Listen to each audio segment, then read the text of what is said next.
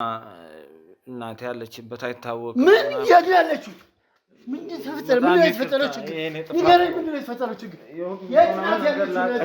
ይረጋጉ፣ ሰው ተረጋጉ። ተረጋጉ፣ አንዴ ተረጋጉ። ምንድነው?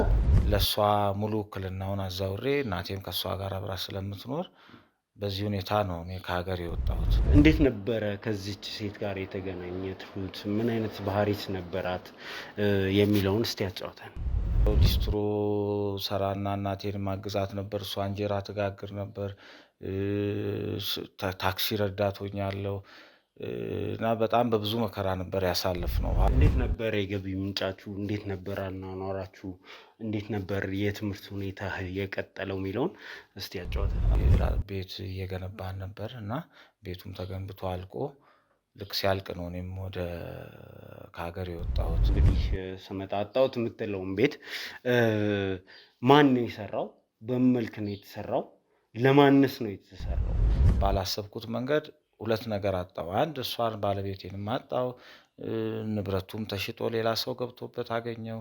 እናቴም ያለችበትን አድራሻ ላውቅ አልቻልኩም። ብዙ ነገር ተመሰቃቅሎ ጠበቀኝ።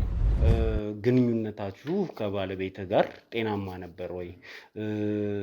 ይሄ ሰው ከውጭ ሄዶ እንግዲህ ቤተሰብ ያስተዳድራልና በዛ መልክ ነበር ወይ ግንኙነቱ? ጤና አጣው፣ ሚስቴን አጣኋት፣ ንብረቱን አጣሁኝና ከሁሉም በላይ ደግሞ የእናቴ ከባድ ነው። ፈለገ ሪል ስቴት ሮያል ፕላዛ በመሃል ሜክሲኮ በባንኮች እና ዋና መስሪያ ቤቶች መገኛ ቦታ ላይ የተገነባ ደህንነቱ በተጠበቀ ቦታ ላይ መገኛውን ያደረገ ትልልቅ ሆቴሎች፣ ከፍተኛ የትምህርት ተቋማትና የንግድ ቦታዎች በቅርበት የሚገኙበት ድንቅ ስፍራ፣ ለሱቆች፣ ለካፌና ለሬስቶራንቶች የሚሆኑ ቦታዎች፣ የመዋኛ ገንዳ፣ ጂም፣ ለሐዘንና ለደስታ የሚሆን አዳራሽን ያካተተ፣ ለሰውና ለዕቃ ማጓጓዣ 4 ሊፍቶች የተገጠሙለት፣ የከርሰ ምድር ውሃ ዳታ ሲስተም፣ ደረቅ ቆሻሻ ማስወገጃ፣ አረምኑ ቅጡ ያሻውትን የሚያገኙበት ፈለገ ሪል ስቴት ሮያል ፕላዛ ባለ 2 መኝታ ከ142 ካሬ ጀምሮ፣ ባለ 3 መኝታ ከ191 ካሬ ጀምሮ በካሬ ከ110 ሺህ ብር ጀምሮ እየሸጥን እንገኛለን። የምስራች 50% የባንክ ብድር አመቻችተን ከ5 እስከ 10% ደግሞ ቅናሽ አዘጋጅተን እንጠብቆታለን። አሁኑኑ ይደውሉ። በዚህ ልክ ሚስትህን እንድታምናት ምን አይነት ግራውንድ ነበራችሁ?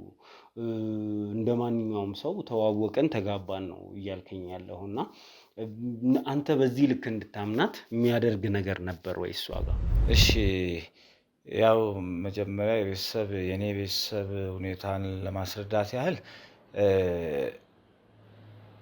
አባታችን በልጅነታችን ነው የሞተውና እሱ ነው የምታሰቃያቸው። ሰው ከሰው ተፈጥሮ እንደዚህ እንዴት ያደርጋል? በጣም ይዘገንናል። ለአንተ ብዙ ዋጋ የከፈለች እናት ጎዳና ላይ ወጣ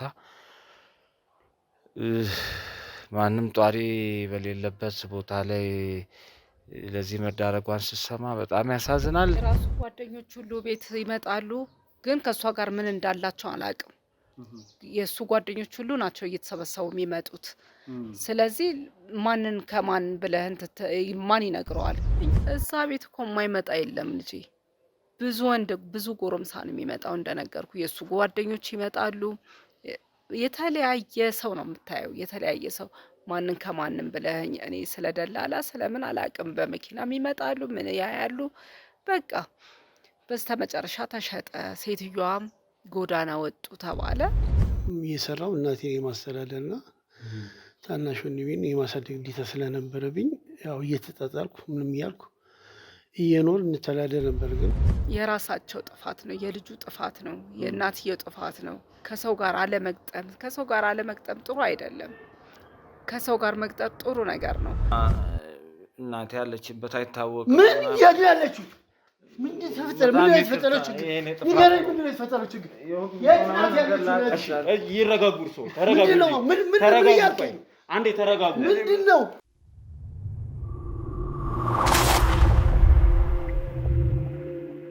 ላለፉት ጥቂት የማይባሉ ጊዜያት በዞላ ቲዩብ ያላየነው እንጂ ያልተደረገ ምንም ነገር የለም በሚል መርህ እጅግ በጣም አስገራሚና አነጋጋሪ ታሪኮችን ወደ እናንተ ስናደርስ ቆይተናል።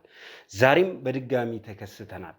እንግዲህ ላለፉት ቀናት ሁላችሁም እንደምታስታውሱት አጓጊውንና ጥልፍልፍ የሆነውን የወይዘሮ የሺን ታሪክ ወደ እናንተ ስናደርስ ቆይተናል። የወይዘሮ የሺ ታሪክ ዛሬም ይቀጥላል። እንግዲህ ወደፊትም እጅግ በጣም ብዙ መስራት ያለብን ነገሮች እንዳሉ ደርሰንበታል። ስለዚህ የወይዘሮ የሺ ታሪክ የሚቀጥል ነው የሚሆነው። ነገር ግን እጅግ በጣም ብዙ ሰዎች ወደኛ ይደውላሉ፣ ታሪካቸውን ያካፍሉናል። ብዙ ሰዎች ድረሱልን፣ አግዙን ይሉናል። የዛሬዎቹ ባለታሪኮችም እንደዚሁ በፍጥነት ነገሮች ሶልቭ መደረግ አለባቸው ብሎ ወደኛ ታሪኩን ይዘው መጥተዋል። ስለዚህ ዛሬ አንድ አዲስ ታሪክ ወደ እናንተ የምናደርስ ነው የሚሆነው። ሰላም ሰላም ሰላም ሰላም ውድ የዞላ ቲዩብ ቤተሰቦች እንደምን አላችሁ? ሰላም ደስታና ፍቅር ለእናንተ ይሁን እያለን እንግዲህ የዛሬው ፕሮግራማችን ተጀመረ ማለት ነው። የዛሬው ባለታሪካችን እንግዲህ ከሚኖርበት ሀገር አሜሪካ ከመጣ 15 ቀናት አልፎታል። በዚህ 15 ቀናት ውስጥ እጅግ ያላሰበው እንግዲህ ያልገመተው ነገር ተከስቶበት ጭንቅ ላይ ይገኛል። አሁን ደግሞ ጭንቁን የሚደርብ ሌላ ነገር ተከስቷል። ይህንን ታሪክ ይዞልን እዚህ ስቱዲዮ ድረስ መጥቷል። ከዚህ በፊት እንግዲህ ከሀገር ከመውጣቴ በፊት ከ2 ዓመት በፊት ባለትዳር ነበርኩኝ፣ ሚስት ነበረችኝ፣ ከእሷ ጋር ነበር የምንኖረው። እንግዲህ ወደ አሜሪካ ሲሄድ እናቴን ለእሷ ጥዬላት ሄድኩኝ ይለናል የዛሬው ባለታሪካችን። እንግዲህ እዛ ደርሶ 2 ዓመት ቆይቶ ሲመጣ ያልጠበቀው ነገር እንደተከሰተ ነገረን። ምንድነው የተከሰተው? ከታሪኩ የምንሰማው ነው የሚሆነው። እንግዲህ እንደሚታወቀው ዞላ ቲዩብ እጅግ በጣም ብዙ ሰዎች የሚደውሉበት ታሪካቸውን የሚያካፍሉበት ትልቅ ቲዩብ ነው። ስለዚህ ይህንን ቲዩብ እስከዛሬ ድረስ ካልተቀላቀላችሁ የሰብስክራይብ ምልክቱን እየነካችሁ ቤተሰብ ሁኑ ለማለት እወዳለሁ። እንግዲህ የምንለቃቸው ቪዲዮዎች በአፋጣኝ እንዲደርሷችሁ ደግሞ የደውል ምልክቱን መጫን እንዳይረሳ። ሀሳብ አስተያየታችሁ ይገነባናል። ታሪኩን ስታዩ ምን ተሰማችሁ የሚለውን ሀሳብ አስተያየት አስቀምጡልን። እናንተ ትመሩናላችሁ፣ ያላሰብነውን ነገር ታስባላችሁ፣ በሌላ አንግል ታሪኩን ታዩታላችሁና ከውጭ ሆናችሁ ስለምታዩት የራሳችሁን ሀሳብና አስተያየት በታሪኩ ዙሪያ ማስቀመጣችሁ እንዳይረሳ። ይህን ቪዲዮ ስታዩ ደግሞ ላይክ ተደርጎ ነው የሚጀመረው። ላይክ ማድረግም እንዳይረሳ። ለወዳጅ ዘመዶቻችሁ እንዲደርስ ደግሞ ይህንን ቪዲዮ ሼር አድርጉላቸው። ከዚህ ታሪክ ብዙ ሰዎች ይማራሉና ለነሱም ቪዲዮ እንዲደርስ ማድረጋችሁን እንዳትረሱ። የዛሬው ዲያስፖራ ባለ ታሪካችን እዚህ ስቱዲዮ ይገኛል። ከሱ ጋር ቀጥታ ቆይታ የምናደርግ ነው የሚሆነው። እስከ መጨረሻ ድረስ አብራችሁኝ ሁኑ። ዘላለም ዘገየ ነኝ።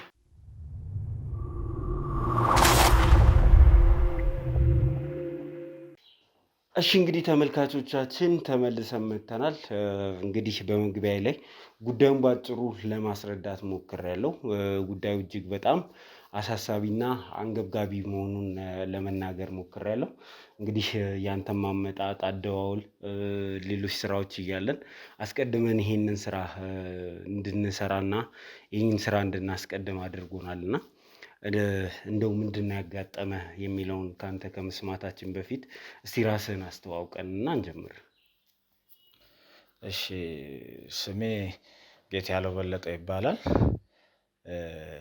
እና ቀድሞ አንተ እንዳስተዋወቅከው ከ15 ቀን አካባቢ ነው ከውጭ የመጣሁት። ከሀገር ውጭ ወደ 2 ዓመት አካባቢ ሆኖኛል ከሀገር ከወጣሁ እና በወንድሜ አስተባባሪነት ነው የወጣሁት።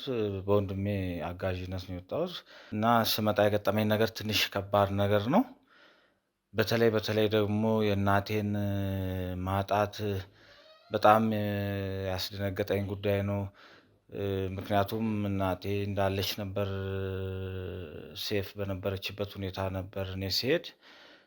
ግን አሁን በጣም ከባድ ሁኔታ ላይ ነው ያለሁት። እንዴት ሆኖ ላገኝ እንደምችል ባላቅም ብቻ አንተ ልትረዳኝ የምትችልበትን መንገድ ብዬ ማመጣጤ እና ከዚህ አንጻር አሁን የእናቴን ማጣት ሌላም ብዙ ነገር አለ የተከሰተብኝ። ብቻ በጣም ከባድ ሁኔታ ላይ ነው ያለሁት። ልነግርህ ከምችለው በላይ ነው አሁን ያለሁበት ሁኔታ እና በጣም ከባድ ሁኔታ ላይ ነው ያለሁት። ይህንን ያው አደባባይ ይዤ የመጣሁት ጉዳዩን በቃ የገዛ እናትህን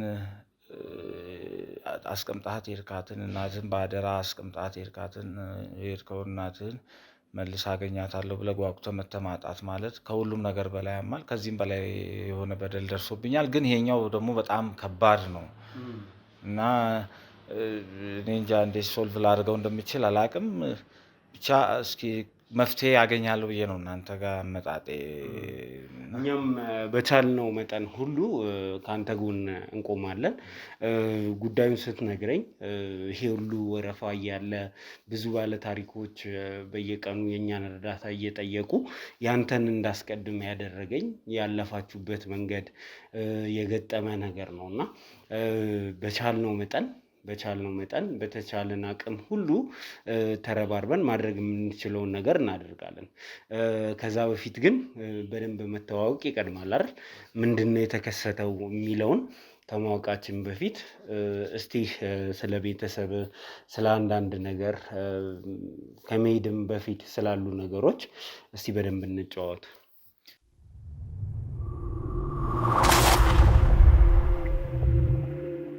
እሺ ያው መጀመሪያ የኔ ቤተሰብ ሁኔታን ለማስረዳት ያህል አባታችን በልጅነታችን ነው የሞተውና እናታችን ነው ያሳደገችን።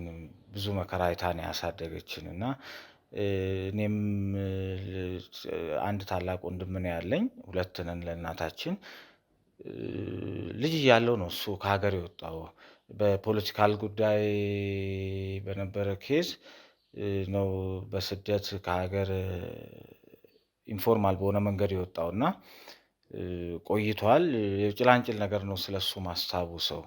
ከዛ ውጪ በስልክ ያለን ኮሚኒኬሽን ነው አሁን ላይ ያለን እንጂ ብዙም አንተዋወቅም ከሱ ጋር።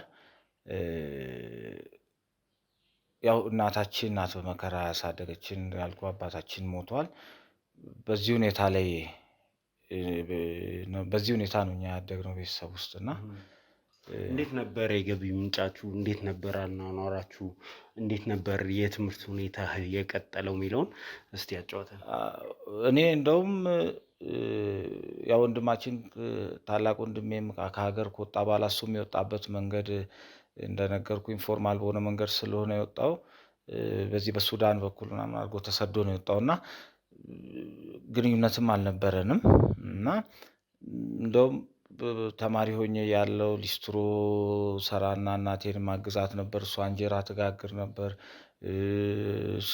ታክሲ ረዳት ሆኛለሁ እና በጣም በብዙ መከራ ነበር ያሳለፍነው። ኋላ ላይ ነው ታላቅ ወንድማችን እኛም አፈላልገን እሱም ባፈላለገው በስልክ ተገናኝተን ከዛ በኋላ ነው መርዳት ጀምሮ እኔንም ከሀገር እንደወጣ ያገዘኝ እንጂ ከዛ በፊት ከባድ ሁኔታ ላይ ነበር የነበርነው። ያንተና የእናትህ ግንኙነት እንዴት ነው?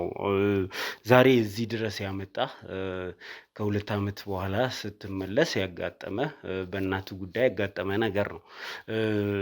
እንደው ያንተና የእናትህ ግንኙነት እንዴት ነበረ?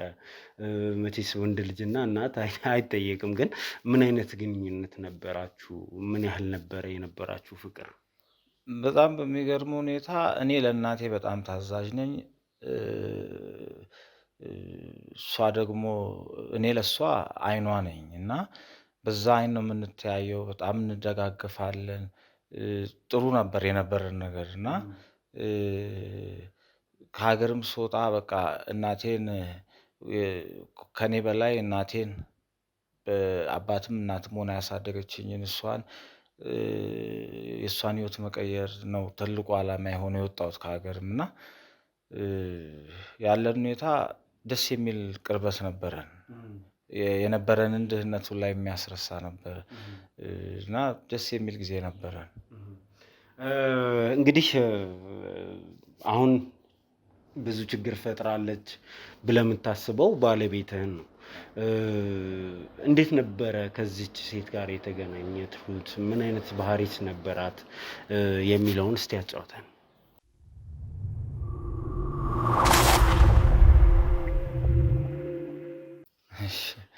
እና እኔና ባለቤቴ ግንኙነታችን ሃይ ስኩል ተማሪ ያለው ነው የምንተዋወቅ የነበረው። ከዛም በኋላ አብሮን የነበረን ቆይታ ጥምረታችን እየጨመረ መጣ፣ ግንኙነታችን እየጨመረ መጣ። እኔም ከሃይ ስኩል ስወጣ ነው ከዛ በኋላ አብረን መኖር የጀመርነው እና ያው እንደነገርኩ እኔም የነበርኩበት ሁኔታ ያው ተፍ ተፍ ላይፍ ነው እና የዛ ሰዓት የነበረው። ስለዚህ ከእሷ ጋር አብረን ነው ብዙ ነገር አይተናል። አሁን ያላሰብኩት ነገር ካደረገችኝ ባለቤቴ ጋር ብዙ ነገር አይተናል። መጨረሻም ከሀገር ሁላ ስወጣ በጣም በሚያሳዝን ሁኔታ ነበር መለያየታችን ምናምን የነበረው እና ተስፋ ነበረን። አንድ ትልቅ ተስፋ የነበረን ምንድነው? እኔም እዛ ብዙ ከሀገር መውጣቱ ወጥቶ ብዙ መቆየቱን ሳይሆን የፈለግኩት የሆነ አቅምህን አሳድገህ እዚህ ጋር የራሳችን የሆነ ነገር እንዲኖረን የራሳችን ቤት የራሳችን መሬት ኖሮን እኔ ከዛ ባለው ነገር እሷን ወክያት በነገሮች ሁሉ እኔ የምሰራውን ሁሉ ወደዚህ ነበር ምልከው፣ ወደ እሷ አካውንት ነበር ከዶላር ወደ ብር እየመነዘርኩ ምልከውና እሷ በቃ እስካሁን እስክመጣ እንዳልኩ አሁን ከ15 ቀን በፊት እስክመጣ ባለው ጊዜ ሁሉ ግንኙነታችን መልካም ነበረ። ሁሉ ነገር በመልካም እየሄደ እንደሆነ ነው የማውቀው። እናቴ በአደራ መልክ ከእሷ ጋር አስቀምጫት ነው የሄድኳት። ያው ከእሷ ጋር ነው አብራ የምትኖረው። እናቴም የተዳከመች የነበረበት ሁኔታ ስላለ ግን እስክመጣ ድረስ እኔ ያለኝን ሁሉ ጥሪት ወደ እሷ ነው አሟጥጬ ልክ የነበረው።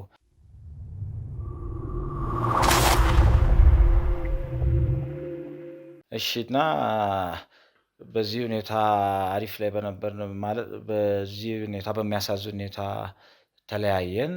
ዳግም ለመገናኘትም ሙሉ ተስፋ ነበረን። እኔ እንደማስበው ያው እንዳልኩ ከመሄዴ በፊት ታላቅ ወንድሜ በሚልክልን ገንዘብ የራሳችንን አዲስ ኑሮ የምንመሰርትበትን መንገድ ለማመቻቸት ቤት እየገነባን ነበር እና ቤቱም ተገንብቶ አልቆ ልክ ሲያልቅ ነው እኔም ወደ ከሀገር የወጣሁት። እና በዛን ጊዜ እኔ ከሀገር ስወጣ ምክንያቱም በጣም የማምናት ባለቤቴ ናት። እስከምወጣም ድረስ ምንም አይነት የተለየ ባህሪ አላየሁባትም እና ለሷ ሙሉ ውክልናውን አዛውሬ እናቴም ከሷ ጋር አብራ ስለምትኖር በዚህ ሁኔታ ነው እኔ ከሀገር የወጣሁት። ቤቱን ይሄ አሁን እንግዲህ ስመጣ አጣሁት የምትለውን ቤት ማን ነው የሰራው? በምን መልክ ነው የተሰራው? ለማንስ ነው የተሰራው የሚለውን እስቲ በሰፊው አጫውተን። በታላቅ ወንድሜ ሙሉ እገዛ ነው የተሰራው። ምክንያቱም ያ ቤት አንደኛ ለእናታችንም ማረፊያ እንዲሆን ነው። ሁለተኛ እኔም ታናሽ ወንድሙ ማግባቴን ሲሰማ ለኛ የጎጆ መውጫ እንዲሆነን ነው የተሰራው ቤቱ። እና ቤቱ ተሰርቶ አልቆ ነው ስወጣ ያው የ80 ሚስቴ ናት። ስለዚህ በሷ ውክልና በእኔ ነበር ስሙ እና ወደ እሷ ውክልና ዙሬ ነው እኔ ከሀገር የወጣሁት። እናም ስመጣም እስክመጣ ቀን በምደውልላት ሰዓት እንገናኝ ነበር። ያለን ግንኙነት ጤናማ ነው። ግን በቃ ምንም ከዚህ የተለየ ነገር ይገጥመኛል ብዬ አላሰብኩም። ግን ስመጣ የገጠመኝ ነገር በጣም አስደንጋጭ ነበረ። እንደው አንተ እዛ እያለህ ግንኙነታችሁ ከባለቤት ጋር ጤናማ ነበር ወይ? ይሄ ሰው ከውጭ ሄዶ እንግዲህ ቤተሰብ ያስተዳድራልና በዛ መልክ ነበር ወይ ግንኙነቱ? ወይስ ሙሉ በሙሉ አንተ ወደ አሜሪካ ስትሄድ ነገሩ ተቋርጧል? አረ በሚገባ ጤናማ ነበር ግንኙነታችን። እንደነገርኩ እናቴም እሷ ጋር አብራ እንድትኖር አብራ የምትኖርበት ሁኔታ ባለበት ነው የሄድኩት እና ጤናማ ግንኙነት ነበር የነበረን እስክመጣም ድረስ። እንዳልኩ ልመጣ ጥቂት ቀን እስከሚቀረን ድረስ የመጨረሻም ስልክ ስንደዋወል ያለው ሁኔታ ምንም አይነት ችግር አልነበረውም። ለዛም ነው አሁን እኔን ወደ ሌላ ድንጋጤ ውስጥ የከተተኝ። ምንም ባላሰብኩት መንገድ ሁለት ነገር አጣሁ። አንድ እሷን ባለቤቴንም አጣሁ። ንብረቱም ተሽጦ ሌላ ሰው ገብቶበት አገኘው። እናቴም ያለችበትን አድራሻ ላውቅ አልቻልኩም። ብዙ ነገር ተመሰቃቅሎ ጠበቀኝ። ከዚህ ደግሞ በተጨማሪ ታላቅ ወንድሜ ኢንፎርሜሽን ስለ ቤተሰቡ ያለውን ሁኔታ ኢንፎርሜሽን የሚቀበለው ከኔ ነበርና ቤቱም እንደተሰራ እንዳለቀ ነው የሚያውቀው። እሱ ትላንት ነው የገባው። እሱም የሚያውቀው ከኔ በተቀበለው ኢንፎርሜሽን መሰረት እናቴ እንዳለች በሱ ባሰራው ቤት ውስጥ እንዳለች፣ ባለቤቴም እዛ ቤት ውስጥ እንዳለች፣ ቤቱም ተሰርቶ እንዳለቀ ነው ያለው። አሁን ሆቴሉ ይዞ ነው ያለው። ትላንት ገብቷል። አሁን ልንገናኝ ነው። አሁን ቢጨንቀኝ ነው ወደ አንተ አመጣጤም እና ከሁሉም ነገር ያልኩት ነገር ውሸት ሆኖና ባዶ ነገር ሆኖ ነው የገጠመኝና በጣም አስደንጋጭ ነው ለኔ። አንደኛ ቃላባይ ነኝ። ሁለተኛ እንዳልኩ ቅድም እናቴን አጣው፣ ሚስቴን አጣኋት፣ ንብረቱን አጣሁኝና ከሁሉም በላይ ደግሞ የእናቴ ከባድ ነው። አሁን ይሄንን ነገር ለታላቅ ወንድሜ እንግዲህ ዛሬ ያርፋል፣ ምናልባት ነገ ልንገናኝ እንችላለን። እንዴት ብዬ እውነታውን ልነግረው እንደምችል ነው ግራ የተጋባሁት እና በጣም ከባድ ሁኔታ ነው። የገጠመ ነገር ከባድ እንደሆነ እረዳለሁ፣ ግን ያንተም ክፍተቶች እዚህ ውስጥ እያየው ነበር። ከእናትህ ጋር ኮሚኒኬት አታደርግም ወይ? ቤትን የሚያህል ነገር ንብረትን የሚያህል ነገር ሲሸጥ እንዴት እናትህ ለአንተ ሊነግሩ አልቻሉም? እውነት እሳቸውስ እንደው አሁን ያሉበት ሁኔታ የምታውቀው ነገር አለ ወይ? ያው እናቴ እንዳልኩ አቅመ ደካማ ናትና ስልክ ብዙም አትጠቀምም። ማገኛትም በባለቤቴ ስልክ ነበር በፊት ላይ። ኋላ ላይ ግን ላለፉት 1 ዓመታት ሰበብ ታበዛ ነበርና ያን ያህል እሷንም ምክንያቱም በጣም ማፈቅራት ባለቤቴ ናት እንደነገርኩ። በዚህ ደረጃ ይሄ ነገር የሚፈጠራል ብዬ ስላላሰብኩ እኔም በሌላ ሳይድ ላስበው አልቻልኩም።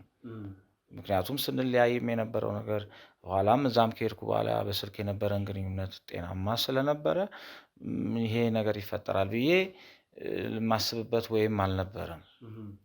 ለምን እሷ በደወልኩላት ሰዓት ስልክ ታነሳለች፣ ታወራኛለች። በጥሩ ግንኙነት ነው፣ በጥሩ በሆነ ሁኔታ ነው የምናወራው ምናምን፣ ሰላማዊ ሁኔታ ነው ያለው። ስለዚህ ይህን ማሰብ ምክንያቷን መረዳቱ ይቀለኝ ነበር፣ እናቴ እንዳላገኛት ማለት ነው። ግን ስመጣ የሆነው ነገር እንደነገርኩ ሁሉም ነገር የሌለ ሆኖ አገኘሁት። ከባድ ነው። ያንተ ክፍተት እዚህ ውስጥ እየታየኝ ስለሆነ ነው። እንደው አንተ እንኳን ባታገኛቸው ወንድምህ እናትህን አያገኛቸውም?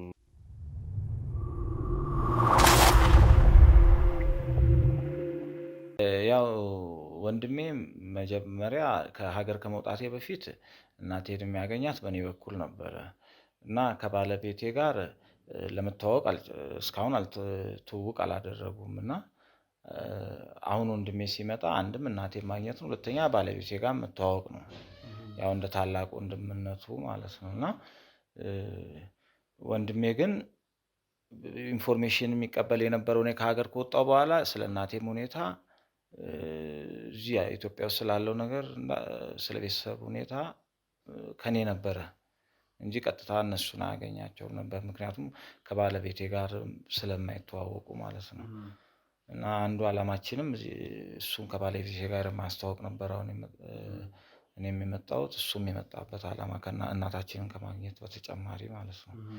ስለዚህ እኔ አሁን አንዱ ሌላ ከባድ መጨነቅ ውስጥ የከተተኝ ወንድሜ የሚቀበለው ስለ ቤተሰቡ ያለው መረጃ ሙሉ ለሙሉ ከኔ የሚቀበል ነው ስለነበር አሁን የሱ ይሄን እንትን በነገርኩት መልኩ አለማግኘቱ ቤተሰቡን ሲመጣ ያ ነው አሁን ለኔም ከባድ እንዲሆን ያደረገው እንጂ ቀጥታ እሱ የሚገናኝ ቢሆን ኖሮ ቀድሞ የሚያውቀው ነበርና ልክ እኔ አውቄ ያደረኩት ነገርም የሚመስልበት ነገር ሊኖር ስለሚችል በጣም ከባድ ነው ለኔ እንደ ታናሽ ወንድም።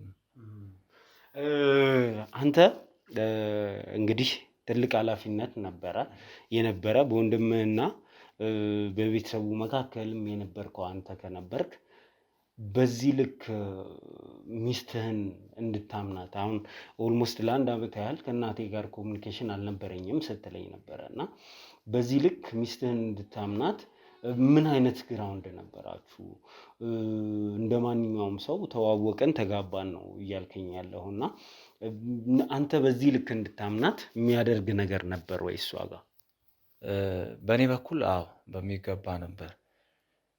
አንደኛ እውነተኛ አፍቃሪ ነበርኩኝ እኔ ለሷ። ሁለተኛ ከሷ አገኝ የነበረው ፊሊንግ እጅጉን መልካም ነበረ እና ሰው ለወደደው ላፈቀረው አብሮ ከዛም አልፎ ተርፎ አብረ በትዳር መኖር የጀመርከውን ሰው እጅግ በምትወደው ሁኔታ ላይ ያለ በንብረት አትገምተውም፣ በቁስ ነገር አትገምተውም እና ከዛም በላይ ነበር የኔ እንትን ለሷ የነበረኝ ቦታ እንጂ በእንደዚህ አይነት ተራ ነገር ልገምታት በፍጹም። ሰዎች በመካከላቸው ልጆች ሲፈጠሩ ወይ የሆነ ነገር ሲኖር ነው ከሃይስኩል ጀምሮ አብሬያት ኖሬያለሁ የምትላትን ሴት ከሷ አልወለድክም አይደል? እንደነገርከኝ እንደዛ ነው እንግዲህ የተሰማኝ። እድሉ ነበራችሁ፣ ጊዜው ነበራችሁ። እንደዚህ እንኳን በመካከላችሁ የሚያስተማምን ነገር ሳይኖር አንተ ሙሉ በሙሉ እሷን እንድታምን ያደረገክ ምንድነው ነው የኔ ጥያቄ። ያልወለድንበት ምክንያት አንዱና ዋነኛው ምክንያቱ የሆንኩት እኔ ነኝ። እሷ አልወልድም ብላ አይደለም። ምክንያቱም እኔ የኑሯችንን ትንሽ ይስተካከል ከሚለው ልጆቻችን እኛ ባደግንበት እኛ በመጣንበት መንገድ እንዲመጡ ካለመፈለግ አንጻር እንዲዘገይ ፍላጎት ስለነበረኝ እሷም የኔን ተቀብላ ነበር። የነበረን ግንኙነት ይሄ ነው። ለዛ እዚህ ጋር የሷን ቢታ ወይም የኔ ፍላጎት ጠንክሮ የሷ ቢታ ኖሮ አይደለም። ስለዚህ ሊያጠራጥረኝ የሚችል ጉዳይ አይሆንም ማለት ነው። ያው እንዴት ልትቀየር እንደቻለች ሁሉ ነገር ለኔ አሁን ግራ አጋቢና በጣም አዲስ ነገር ሆኖብኛል። በጣም አስደንጋጭ ነው። ማለት ምን እንደማስብም እርግጠኛ አይደለሁም። በዛ ደረጃ ለኔ ያለሁትና ለዚህም ነው መፍትሄ ለመሻት ወደ አንተ የመጣሁት። እሺ እንደው ከዛ ስትመጣ ምንድነው ያጋጠመህ? ወደ ቤት ነው ወይ ቀጥታ የሄድከው? ስትሄድስ የሰማኸው ነገር ምንድነው የሚለውን እስቲ ንገረን። ቀጥታ ወደ ቤት ነው የሄድኩት እና ወደ ቤት ሲሄድ አዲስ ሰዎች ገብተውበት ነው ያገኘሁት። እኔ እንደው መጀመሪያ ምንድነው ተከራይቶ ነው ወይስ ምንድነው ግራ ተጋባሁኝ። ለምን ልቀበለው አልቻልኩም፣ ምክንያቱም ፍጹም ያላሰብኩት ነገር ነው። ከዛ ቤቱን ከ6 ወር በፊት ሸጣው እንደወጣች ባለቤቴ እና እነዚህ አዲስ የገቡ ሰዎች እንደገቡ ነገሩኝ። በጣም ደነገጥኩኝ። በዛ ሰዓት ኮማ ውስጥ ሁላ እስከመግባት ደርሼ ነበር። ምክንያቱም የእናቴንም አድራሻ ደግሞ አለማግኘቴ ሌላ ከባድ ነገር ነው። ሁለተኛ ወንድሜም እየመጣ ነው። ስለዚህ ምስቅልቅሉ ወጣ ማለት ነው የአንድ ቤተሰብ ታሪክ እና ባላሰብከው መንገድ እንደዛ ሲሆን ትደነግጣለህ እና ይሄን የተፈጠረው ሁኔታ። እናትህ የት ነው ያሉት? አሁን ይሄን ሆነ የሷን ያሉበትን መረጃ ከነዚህ ሰዎች ነው ላገኝ የሚችለው ምናልባት እና በእነዚህ ሰዎች በኩል ላገኝ ምንም አይነት መረጃ የተቀመጠ የለም። የሄዱበት አሁን ያሉበትን መኖሪያ ማለት ነው። ከዛ እኔም እዚህ ሀገር ከገባው በኋላ እሷም ስልኳን አጥፍታለች። ላገኛት አልቻልኩም። ብደውልም ስልኩ ዝግ ነው እና ያለኝ አማራጭ ወደዚህ ወደ ሚዲያ መምጣትና ነገሩን ግልጽ በማውጣት ምናልባት የሚገኝ ፍንጭ ካለ እሱን ለመፈለግ ያህል ነው። አካባቢ ላይ በደንብ አጣርተሃል? እንደው ወዴት ሄደች? ከዚህ ሽጣ ስትወጣ እንዴት ነበር? ከእናቴ ጋርስ የነበራት ነገር ምንድን ነው የሚለውን አካባቢው ላይ ለማጣራት ሞክራል? እንዳልከው ያው በተቻለኝ መጠን ለመጠየቅ ሞክሬያለሁ። ግን በግልጽ አውቆ ሊነግረኝ ያሉበትን ቦታ የሄዱበትን ቦታ በግልጽ አውቆ ሊነግረኝ የቻለ ሰው ላገኝ አልቻልኩም። ብዙ ጥረት አድርጌያለሁ፣ ግን ምንም መፍትሄ ባጣ ጊዜ ነው እና እሺ እንግዲህ ይህ ታሪክ ወንድምህንም ኢንቮልቭ የሚያደርግ ነው። እሱን መጥቷል ብለኛል። እሱንም ማግኘት አለብን። ከዛ ባለፈ ግን አካባቢው ላይ ሄደን በደንብ ማጠያየቅ ይገባናል።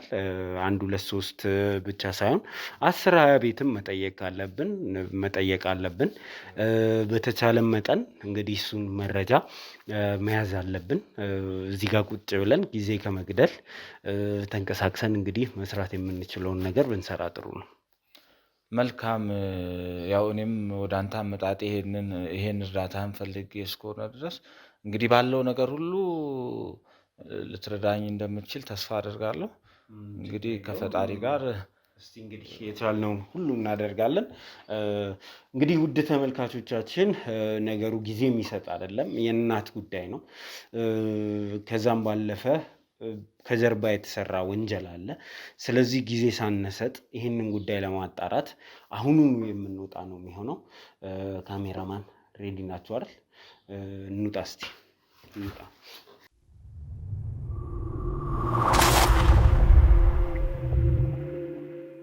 እሺ እንግዲህ ተመልካቾቻችን በጣም ሰፈር ውስጥ መንደር ውስጥ ተዘዋወርን። ብዙ ሰዎች ስላለው ሁኔታ ሊነግሩን ፈቃደኛ አልሆኑም።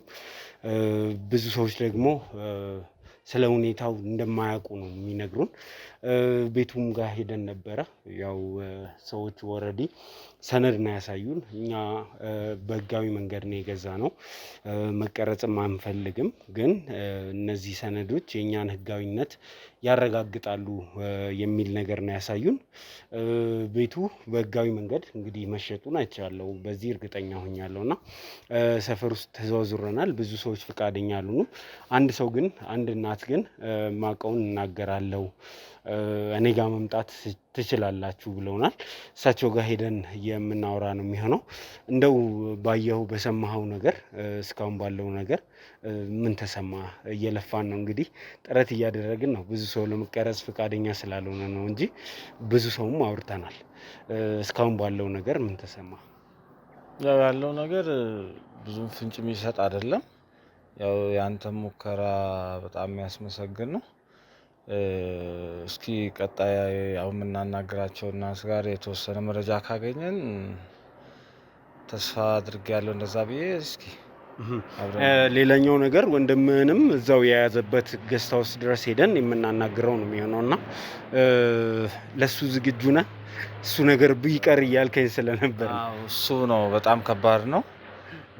በምን አይኔ እንደማየው አላውቅም። እስኪ ግን እስከ መጨረሻው ይሄኛውን ሁኔታ ያለውን እዚህ ጋር ያለውን ሁኔታ እኔና እንግዲህ ምንም ማድረግ አይቻልም። አማራጭ ከሌለ ያለውን ሁኔታው እናታችሁ ያለውን እውነት ከሰማን በኋላ መረጃ የምንለውን ነገር ካገኘን በኋላ እሱም ስለ ጉዳዩ የማወቅ መብት አለውና እሱ ጋር ሄደን የምናሳውቀው ነው የሚሆነው። አማራጭ ካጣን ምንም ማድረግ አይቻልም። እንግዲህ መጋፈጥ ነው። እሺ እንግዲህ እኚህ እናት ሊተባበሩን ፈቃደኛ ስለሆኑ እሳቸው ጋር ሄደን ያለውን ነገር የሚያውቁትን ነገር ስለ ቤቱም ስለ እናታችሁም የሚያውቁትን ነገር ከእሳቸው አንደበት የምንሰማ ነው የሚሆነው። እስከ መጨረሻው ድረስ አብራችሁ ነው።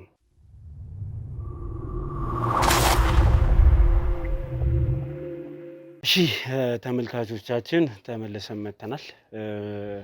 እንደው ብዙ ለፋን፣ ሰፈር ውስጥ ስለ ጉዳዩ ሊነግረን የሚፈልግ ሰው የለም። እንደተረዳሁት አንዳንዱም እያወቀ ይህንን እያወቅኩ እንዴት ዝም አልኩ አይነት ነገር ነው የሆነብንና ብዙ ሰው እምቢ ብሎን ነበረ። ስለዚህ ጉዳይ ለመናገር ፈቃደኛ አልነበረም። እንደው እርስዎ ፈቃደኛ ሆነው ካሜራ ላይም እንደዚህ ለመናገር ፈቃደኛ ስለሆኑ ከልብ አመሰግናለሁ ማለት ፈልጋለሁ በተመልካቾች ስም።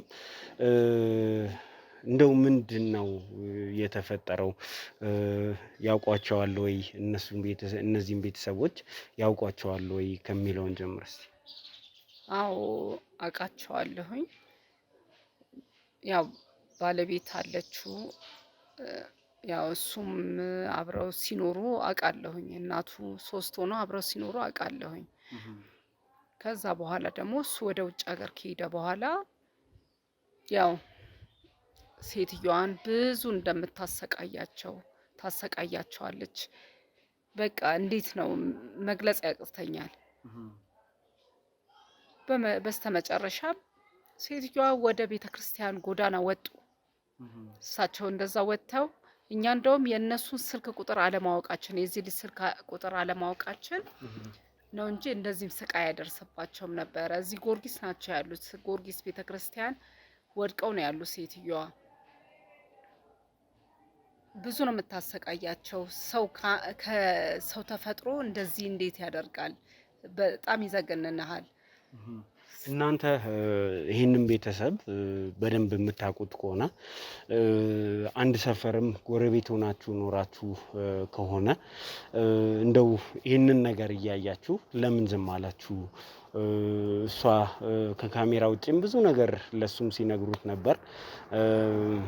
እንግዲህ ይህንን ሁሉ ነገር ካያችሁ እሷ እንደዚህ በደል የምታደርስባቸው ከሆነ ለምን ዝም አላችሁ? ወደ ህግስ ለምን አልወሰዳችሁም? እንደው ወደ እነሱ ባይቀም። ወይ ጉድ ልጄ፣ እሷ እኮ ማታመጣ ጎረምሳ የላትም። በኋላ አንድ ነገርስ ብታስደርገን። እኔ በበኩሌ አቅመ ደካማ ነኝ። ስለዚህ በጣም ፈራለሁ ለህይወቴም እንጂ በጣም ሴትዮዋ አሳዝነውናል። የሀገር ጎረምሳ ነው የምታመጣው። በየጊዜው የተለያየ ወንድ ነው የምታመጣው።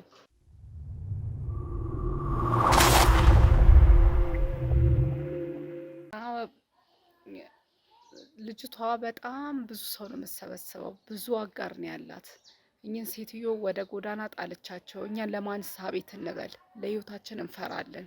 አንድ ነገር ብናደርግ እሷ የምታመጣብንን ነገር አናቀውም እና ፈራን። የልጁን ስልክ አናቅ፣ ወደ ልጇ እንደውል፣ ቤት እናገኘው እሱን። ሴትዮዋ እንደው አንተ ጓደኛ ወዳጅ ምናምን የለም እንዴ? እንደዚህ ባለቤትህ ከሚስት ጋር እንደዚህ አይነት ነገር ውስጥ ሚስትህ ከእናትህ ጋር እንደዚህ አይነት ነገር ውስጥ ከገቡ እንደው ደውሎ እንኳን የሚያሳውቅ ሁኔታውን የሚያጣራል ሰው ለምን አላስቀምጥም? የራሱ ጓደኞች ሁሉ ቤት ይመጣሉ፣ ግን ከእሷ ጋር ምን እንዳላቸው አላውቅም። የእሱ ጓደኞች ሁሉ ናቸው እየተሰበሰቡ የሚመጡት። ስለዚህ ማንን ከማን ብለህ ማን ይነግረዋል? ሁሉም ወደ እሷ ወግነዋል። በጥቅም የተያያዘ ነገር ነው መሰለኝ። ስለዚህ አንተ እንደው አንድ ጊዜም እንኳን ስለዚህ ነገር ባለቤትህ እናትህን እየበደለች እንዳለች የሚያሳውቅ ነገር አልሰማህም ወይ? አዎ ቅድም እንደነገርኩ ምንም አዲስ የተለወጠ ነገር እንዳለ የደረሰኝ ኢንፎርሜሽን የለም። እናም በምን ላቅ እችላለሁ? እኔ እንደነገርኩ ያው ከተወሰነ ጊዜ በኋላ ማገናኘት አቆመች እና የተለያየ ቦታ እንደሆነች ምናምን እንጂ የምትነግረኝ። እኔም ደግሞ የነበረው ነገር ሰላማዊ ስለሆነ በዚህ ደረጃ እንደዚህ ኢሰብአዊ የሆነ ድርጊት ይፈጠራል ብዬ በፍጹም አላሰብኩም። ምን ያህል ከባድ እንደሆነ ለእኔም ስሜቱ አሁን ደግሞ የምሰማው ነገር በጣም አስደንጋጭ ነው። ከእናቴም መጥፋት በላይ የደረሰባት በደል ጎዳና ላይ ወጥታ የገዛ እናትህ ለአንተ ብዙ ዋጋ የከፈለች እናትህ ጎዳና ላይ ወጥታ ማንም ጧሪ በሌለበት ቦታ ላይ ለዚህ መዳረጓን ስትሰማ በጣም ያሳዝናል። እስኪ እንደ ፈጣሪ ፍቃድ ብቻ ዋናው በጤና ባገኛት ነው። እንግዲህ እስኪ እግዚአብሔር ይርዳንና የሚሆነውን ማየት ነው። በጣም ዘግናኝ ነገር። ሌሎች ዘመዶች የላችሁም ነበር? እንደው የእሱ ዘመዶች ምናምን የሆነ ወደ ጎን በእናትህ በኩል ምናምን? አሁን የዘመድ ሌላ ዘመድ የለንም። እንደነገርኩ አባታችን በልጅነታችን ያጣ ነው። እናታችን ብቻ ነበረች። በድህነትም ስለነበርን ከቤተሰብ ጋር ያለን ግንኙነት ከሌላ ቤተሰብ ጋር በእናቴም በኩል ሆነ በአባቴም በኩል የምናገኛቸው ዘመዶች አልነበሩንም። በፊትም ያሉትም ክፍለ ሀገር ናቸው። እኛም ከነበርንበት የኑሮ ሁኔታ አንጻር የመገናኘት እንትናችን ብዙ አልነበረም እና ያው እንደሰማኸው ይሄን ነገር ምናልባት አጋልጠው ሊነግሩኝ ይችሉ የነበሩት ጓደኞቼ ናቸው። ግን ጓደኞቼም የታመኑ ሆነው አልተገኙም። እንደምትሰማው ነው። እነሱም አንዱ የቤታችን አፍራሽ ሆነው ተገኝተዋል። ስለዚህ በዚህ ነው ሁሉም ነገር እንዲደበቅ ሆነና እናቴም እንዲህ በሜዳ ቀርታ ቀረች። እንደው ቤቱ ሲሸጥስ ያለውን ሁኔታ ታውቁ ነበር ወይ እናንተ? ኧረ እኛ በጭራሽ አናውቅም። ቤቱ ተሸጠ ሲባል ነው እንጂ የሰማነው በምን ሁኔታ እንደው ቤት እኮ ሲሸጥ ሰፈር ውስጥ ደላላ ይመጣል፣ ይሄ ቤት ይሸጣል ተብሎ ይሰማል አይደለ? ብዙ ነገር ይሰማል። እዛ ቤት እኮ የማይመጣ የለም ልጄ። ብዙ ጎረምሳ ነው የሚመጣው እንደነገርኩ። የእሱ ጓደኞች ይመጣሉ። የተለያየ ሰው ነው የምታየው፣ የተለያየ ሰው። ማንን ከማንም ብለኸኝ እኔ ስለ ደላላ ስለምን አላቅም። በመኪናም ይመጣሉ፣ ምን ያያሉ። በቃ በስተመጨረሻ ተሸጠ። ሴትዮዋም ጎዳና ወጡ ተባለ። እኔም ትንሽ ደከም ስላለኝ ወደዛ ወደ ጊዮርጊስ ሄጄ ማላቅም 1 ወር ሆኖኛል። አሁን ምን ሁኔታ ላይ እንዳሉም አላወቅኩም እንጂ ከዛ በፊት ጊዮርጊስም እኮ እዛ አካባቢ ሄደን ጠይቀን ነበር። ከወራት በፊት ነው እዛ አካባቢ ይመጣሉ የተባሉትና ፍለጋችን ይቀጥላል። ግን እንደው አሁን የት ሊሆኑ ይችላሉ የሚለውን የምታውቁት ነገር አለ? እንጃ፣ ምናልባት እንደው አዝና ተመልሳ ወስዳቸው ከሆነ አላቅም እንጂ የሰፈሩ ሰው ነው ምግብም እየወሰደ የሚሰጣቸው የነበረው። ያው ይመጸውታቸዋል። ስለዚህ እኔ ያሉበትን እንኳን አላቅም፣ ማወቅ ያዳግተኛል። ጉዳዩ እንግዲህ ትንሽ ውስብስብ ነው። ያው ቅድም ለእርሶም ስናስረዳ እንደነበረ ወንድማማቾቹ እናታቸውን ብለው እናታቸውን ሊያገኙ ነው ባህር አቋርጠው እዚህ ድረስ የመጡትና ይሄ ዜና ለእኛም ትንሽ ግራ የሚገባ ስለሆነ ነው። እንደው በእርሶ በኩል የምታውቋቸውን ሰዎች ምናምን ቢያስተባብሩልንና እኚህ እናት የት ነው የሚገኙት የሚለውን ከምንም በላይ ስለ ቤትም ስለ ንብረትም ከማውራት በፊት የእናት ነገር ይቀድማልና የት ነው የሚገኙት የሚለውን እስቲ እንደው በተቻላችሁ አቅም የራሳችሁን ጥረት ብታደርጉልን። እንግዲህ የቻልነውን ያህል እንግዲህ ጎረቤቶችንም ነግሬ የቻልነውን ያህል እንሞክራለን። ወዴት እንደወደቁ እኔ እንደነገርኩ ነው። 1 ወር ሆኖኛል ጊዮርጊስ አካባቢ ከሄድኩኝ። ትንሽ አሞኝ አልወጣሁም። ለዛ ነው እንጂ አገኛቸው ነበረ። አሁን ወጥቼም አላቅም። ለዛ እንጂ ቤተክርስቲያን በሚሄድ ሰዓት ሁሉ ጊዜ አገኛቸዋለሁ። ከዛ ወዴት እንደሄዱ ነው አሁን እንግዲህ የምናጠያይቀውና እሱን ጥረት የምናደርግ ነው የሚሆነው። እንግዲህ እናንተም ያያችሁትን ነገር ሳትደብቁን ነግራችሁናል። ከዚህ በኋላም ትተባበሩናላችሁ ብዬ ተስፋ አደርጋለሁ። እኛ ግን ወንድምህን ማግኘት ያለብን ይመስለኛል። በተደጋጋሚ እየደወለልኝ ነው ስትለኝ ነበር ቅድም። ስለዚህ እሱን ብናገኝ ምን ትላለህ? እንግዲህ ምን አማራጭ አለ? እሱም ማግኘት ነው። እሳቸውንም ለተባበሩን የነበረውንም ነገር እንድናውቅ ቢያንስ ስላደረጉ በጣም ላመሰግናቸው ፈልጋለሁ። እንግዲህ ያለው አማራጭ ያለውን እውነታ ገልጦ የሚመጣውን በጸጋ መቀበል። እኔም የታየኝ እሱ ነው። ወንድምህን እንነግረዋለን። መሄድ ወዳለብን አቅጣጫ ደግሞ እየፈለግናቸው እንሄዳለን። ዛሬ በተቻለ መጠን የምንችለውን ነገር ሁሉ አድርገን ከምንም በላይ እናትህን ለማግኘት እንሞክራለን። ይህ ሁሉ እኮ ነገር ያመጣባችሁ ድሮውንም እናንተ ከሰው ገለል ብላችሁ ነው የምትኖሩት። ከጎረቤት ጋራ ይሄ ማህበራዊ ኑሮ ብትለምዱ ኖሮ እኚህንም ሰው ሴትዮ ማንም አጋልጾ አይሰጣቸውም ነበረ። ምን እናውቃለን እሷ ምናችሁ እንደሆነች። ያው ሚስት ተብላ ተቀመጠች። ጠላታችሁ ትሁን ሚስት ትሁን ልጅ ትሁን ብዙ እኮ እንትን አናውቅም። እኔ ነኝ ትንሽም እንትን ገባ እምለው።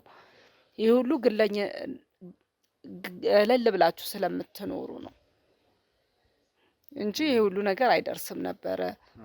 እናንተም እንደዚህ ከሰው ጋር ብትቀላቀሉ ኖሮ እውነታቸውን ነው እሳቸውም እንዳሉት ሰው ጓደኛም ጎረቤትም የእናንተን አድራሻ ቢያውቅ ኖሮ በዚህ ልክ እሷም ለማጥቃት አትነሳም ብዬ ነው ማስበው።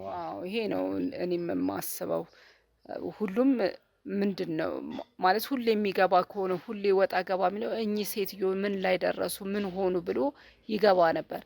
ግን ሁል ጊዜም በፊትም ገለል ብላችሁ ስለምትኖሩ ማንም ውስጥ ምስጢር ገብቶ በኋላ ላይ ጎዳና ሲወድቁ ነው ሴትዮዋ የታወቁት እንጂ መጀመሪያ ላይ ምንም የታወቁ ነገር አልነበረም። አውጥታ ጣለቻቸው። ሴትዮዋ ሲናገሩ ቤት ውስጥ በጣም ታሰቃየኝ ነበር። በጣም ምግብ አሰጠኝ። እንደው አሁን በመውጣቴ እንደውም የእናንተን እጅ አየሁኝ እግዚአብሔር ይመስገን ያሉት። ከቤት መውጣቴ ደስ ብሎኛል። እዚህ ጎዳና ላይ ሰው ይመጸውተኛል፣ ለእግዚአብሔር ያለ ያበላኛል።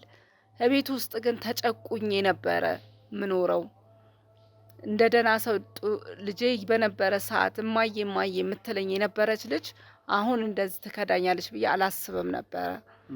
እና በጣም ይከብዳል አሉ። በጣም ሰውነታቸው ሁሉ እኔ እንጃ ውይ መናገር እንትን ይላል፣ ያሳዝናል ብቻ።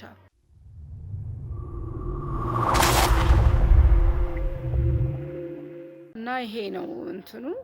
ያው መጀመሪያ ላይ የራሳቸው ጥፋት ነው፣ የልጁ ጥፋት ነው፣ የእናትየው ጥፋት ነው። ከሰው ጋር አለመግጠም ጥሩ አይደለም። ከሰው ጋር መግጠም ጥሩ ነገር ነው ማንነትን ካወቅን። እና በቃ ሴትዮዋን ቤት ውስጥ ቁጭ ማድረግ ጥሩ አልነበረም። በፊትም ቤተክርስቲያን ከሰው ጋር ቢገናኙ እንደዚህ ቢሆን የት ሄደች እቺ ሴትዮ የተወደቀች ምን ነው ድምጿ ጠፋ ብሎ ጎረቤት አንኳኩቶ ይመጣ ነበር። ግን መጀመሪያም ላይ ግለኝነት ስለነበሩ በቃ ያው ሲወጡ ነው ሁሉ ነገር የታወቀው ልጄ። አዎ እንዲህ ያለማድረጋችሁ ልክ አልነበረም። ለምንድን ነው በዚህ ልክ እናንተ ከማህበረሰብ የተቆራረጣችሁት? ይሄኛው አሁን አዲስ የገባንበት አዲስ ቤት ሰርተንበት የነበረው ቦታ መጀመሪያ ከነበርንበት ቦታ አንጻር የኑሮ ዘይቤውም ትንሽ የተለየ ስለሆነ ለሰፈሩም አዲስ ስለነበርን ብዙም የመጣጣም እንትን አልነበረም ከሰፈሩ ጋር። ከዛ አንጻር ነው። ሁለተኛ እዚህም ሰፈር ቤቱን ከሰርተን ብዙም ሳልቆይ ነው እኔም የወጣሁት።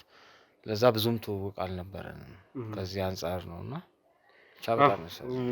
ብቻ ዋናው ነገር እናታችሁን የምናገኝበት መንገድ ማግኘታችን ነው። ጥረታችን ይቀጥላል። እስቲ እንግዲህ ቅድምም እዛ አካባቢ የታለ ሁሉም ሰው ነው ስልክ የሰጠ ነው። በየት አቅጣጫ እግዚአብሔር እንግዲህ ጥሩ ዜና እንደሚያሰማን አይታወቅም እና እሱን በጉጉት እንጠብቃለን። ወንድም ጋር ግን ብንሄድና እሱን ብናገኘው ደስ ይለኛል። በቃ እሺ፣ እናመሰግናለን እናታችን፣ በጣም ነው እናመሰግነው። ተርሱም እሺ።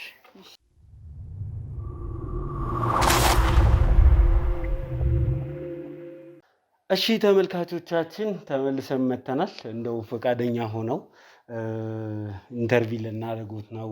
ስለ ቤተሰብ ስለ አንዳንድ ነገር ልናወራ ብዬ ፈቃደኝነቱን ስጠይቀው ፈቃደኛ ስለሆኑልኝ ከልብ አመሰግናለሁ። አንዳንድ ጥያቄዎች ስላሉኝ ነው። በመጀመሪያ እንኳን ደህና መጡ። እንኳን ደህና ቆያችሁ። እንግዲህ ከሀገር ከወጡ ረዥም ጊዜ ይመስለኛል። ከወንድሞ ጋርም ስናወራ ነበር። እንዴት አየዋት ሀገራችንን? ምን ያህል ጊዜስ ነው ከሀገር ወጥተው የቆዩት የሚለውን እስቲ ንገሩን። መልካም። እኔ በጣም ረጅም ጊዜ ነው ከሀገር ከወጣሁ፣ ወደ 27 ዓመት አካባቢ ነው። በጣም ረጅም ጊዜ ነው እና ያው ከተማውን ሀገሯን እንዳየሁት ከሆነ በጣም ለውጥ አለ። በጣም ድሮ የማውቃትም አይደለም። ሌላ ሀገር ላይ የመጣውን ለውስን አድርጌ ነው እያየሁት ያለው። ለውጥማ አለ፣ በጣም ለውጥ አለ እና በጣም ቆይቻለሁ። ከቤተሰብ ጋርም ያው የነበረን ግንኙነት መጥቼም አላውቅም። ያው በስልክ ምናምን በአንዳንድ ነገር ነው የምንገናኘው እና ለረጅም ጊዜ ነው። ረዥም ጊዜ ሆኖታል እዚህ ከመጡ። እንግዲህ ስለ ቤተሰብ እናወራለን ነው ያልኩት። አንዳንድ ነገሮችን እናወራለን ነው ብዬ እንግዲህ የተገናኘ ነው። እስቲ ከቤተሰቦች ጋር እንግዲህ ወንድሙን አናግረነዋል ቀደም። ከእናቱ ጋር ከወንድሙ ጋር ያሉት ግንኙነት ምን ይመስል ነበር ከሀገር ከመውጣቱ በፊት የሚለውን እስቲ ያጫውቱን።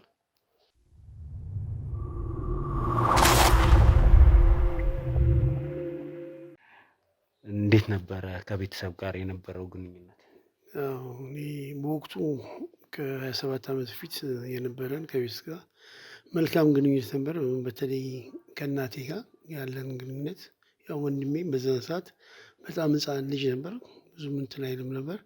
ግን እኔ በዛን ሰዓት ያው ለወጣ የተገደድኩት ከ27 ዓመት ከመውጣት በፊት የነበረን ነገር ያው በጣም ጥሩ፣ በተለይ ከእናቴና ያው ወንድሜም የነበረን ግንኙነት ጥሩ ነበር። በተለይ አባቴ ከሞተ በኋላ የቤተሰብ ኃላፊነት ነበር የነበረብኝ። ያው እየሰራው እናቴን የማስተዳደርና ታናሽ ወንድሜን የማሳደግ ግዴታ ስለነበረብኝ ያው እየተጣጣርኩ ምንም እያልኩ እየኖር እንተዳደር ነበር። ግን በኋላ ላይ ያው ባለው ፖለቲካዊ ወቅታዊ ሁኔታ አንጻር ያው ምቹም ስላልነበረ ለእኔ በተለይ ደግሞ በጣም አዳጋች ነገር ስለነበረ ያለኝ አማራጭ ወጥቼ ውጭ ሆኜ እንግዲህ ያው እነሱን የማገዝና አላማ ነበር የሄድኩት።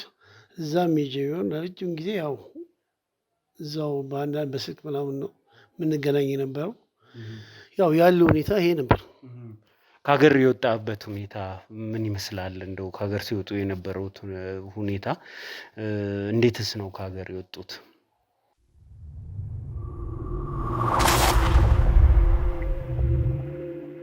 መልካም። እኔ አሁን ትልቁ ነገር በዛ ሰዓት ወጣቴ ያው እዚህ የነበረው ሁኔታ ምቹ አልነበረም። ብዙ ምቾት ያልነበረው በተለይ በፖለቲካው ጉዳይ ትንሽ በጣም ያው አንዳንድ ስጋቶች ነበሩኝ እና አወጣጤ ያው በሱዳን ምናምን በረሃ አድርጌ እና ረጅም መንገድ አቆራርጬ ያው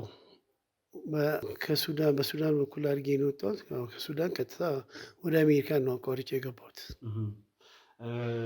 እንግዲህ ከቤተሰቦቹ ጋር ያሉት ግንኙነት በስልክ ነበረ የሚል ነገር ተናግረዋል እና ዛሬ እንግዲህ ወንድሞንም ይዤ የመጣሁት ቤተሰብ ውስጥ የተፈጠረ ችግር ስላለ ነው። እንደው ምን ያህል ቤተሰቡን ያውቁታል?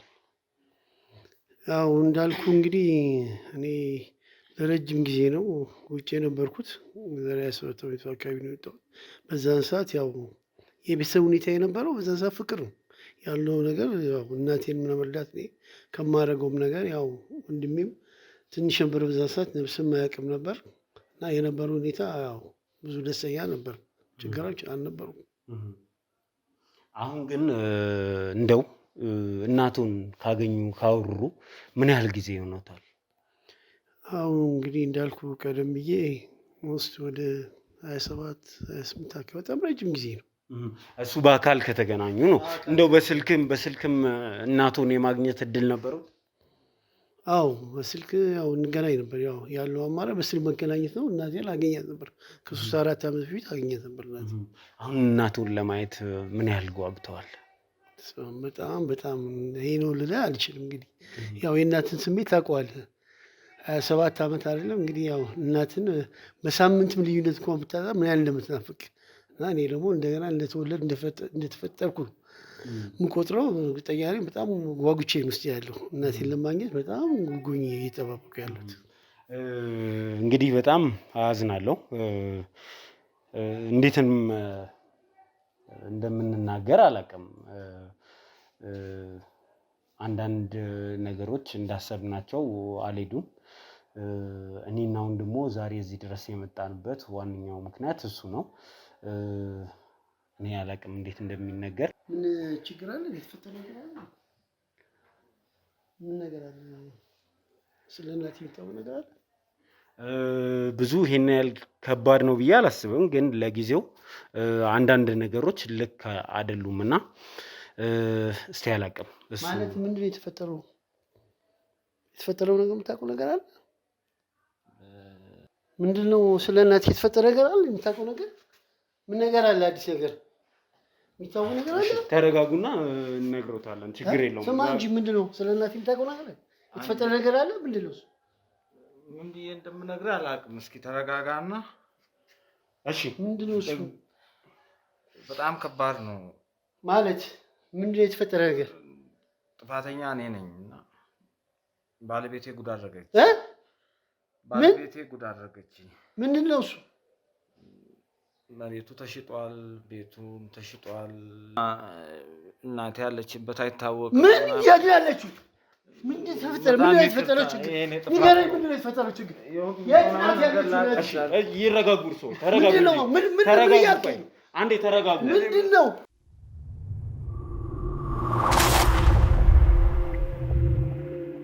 ፈለገ ሪል ስቴት ሮያል ፕላዛ በመሃል ሜክሲኮ በባንኮች እና ዋና መስሪያ ቤቶች መገኛ ቦታ ላይ የተገነባ ደህንነቱ በተጠበቀ ቦታ ላይ መገኛውን ያደረገ ትልልቅ ሆቴሎች፣ ከፍተኛ የትምህርት ተቋማትና የንግድ ቦታዎች በቅርበት የሚገኙበት ድንቅ ስፍራ፣ ለሱቆች፣ ለካፌና ለሬስቶራንቶች የሚሆኑ ቦታዎች፣ የመዋኛ ገንዳ፣ ጂም፣ ለሐዘንና ለደስታ የሚሆን አዳራሽን ያካተተ፣ ለሰውና ለዕቃ ማጓጓዣ 4 ሊፍቶች የተገጠሙለት፣ የከርሰ ምድር ውሃ ዳታ ሲስተም፣ ደረቅ ቆሻሻ ማስወገጃ፣ አረምኑ ቅጡ ያሻውትን የሚያገኙበት ፈለገ ሪል ስቴት ሮያል ፕላዛ ባለ 2 መኝታ ከ142 ካሬ ጀምሮ፣ ባለ 3 መኝታ ከ191 ካሬ ጀምሮ በካሬ ከ110 ሺህ ብር ጀምሮ እየሸጥን እንገኛለን። የምስራች 50% የባንክ ብድር አመቻችተን ከ5 እስከ 10% ደግሞ ቅናሽ